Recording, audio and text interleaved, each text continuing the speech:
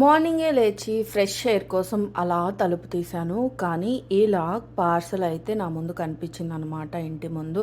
So, దాన్ని తీసుకొని గబగబా లోపలికొచ్చేసాను.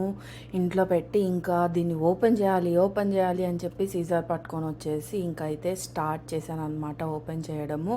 సో, మనకి తెలుసు దీంట్లో ఏముంది, ఏంటి అనేది. ఎందుకంటే మనమే ఆర్డర్ పెట్టుకుంటాం కాబట్టి. సో, కానీ అదొచ్చే టయానికి ఆ ఎక్సైట్‌మెంటే వేరే లెవెల్‌లో ఉంటదనమాట. అది ఎవరికైనా గావచ్చు. ఆ ఆర్డర్ మనకి రావచ్చు, లేదంటే ఇంట్లో ఎవరికైనా రావచ్చు. కానీ దాన్ని ఓపెన్ చేయాలనే క్యూరియాసిటీ చాలా ఎక్కువగా ఉంటుందనమాట ఎవ్వరికైనా గానీ.